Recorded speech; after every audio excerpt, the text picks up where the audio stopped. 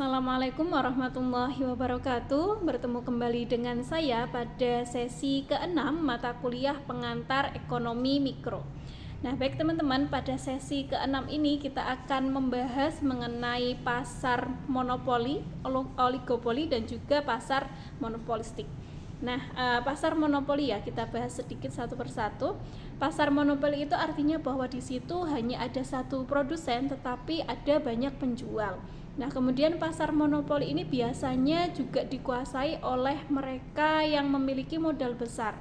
Nah, dalam hal ini biasanya pemerintah ya. Jadi di dalam pasar monopoli itu ketika di situ ada produsen baru yang akan masuk, tentu saja ketika dia tidak memiliki modal yang cukup besar, pasti kesempatannya juga akan semakin sedikit. Nah, kemudian pasar monopoli ini juga dikenal oleh masyarakat sehingga produk-produk yang dijual itu tidak membutuhkan promosi yang lebih banyak kayak gitu ya. Kecuali memang perusahaan monopoli ini memiliki atau mengeluarkan produk terbarunya, maka dia baru akan melakukan promosi. Nah, kemudian hal yang harus dijaga di dalam pasar monopoli ini adalah harus meningkatkan kualitas, kemudian juga inovasi-inovasi produknya, serta meningkatkan kepercayaan kepada konsumen. Nah, kemudian yang kedua ada pasar oligopoli. Nah, di dalam pasar oligopoli ini ada beberapa banyak produsen ya, dan juga di situ ada banyak penjual. Nah, pasar oligopoli ini merupakan pasar persaingan tidak sempurna karena barang dan jasa yang dijual itu homogen atau sejenis ya, meskipun penjualnya banyak.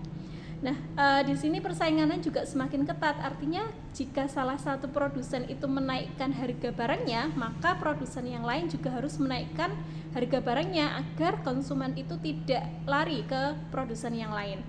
Nah, contohnya ya ada industri sabun, kemudian ada industri air mineral dan lain sebagainya.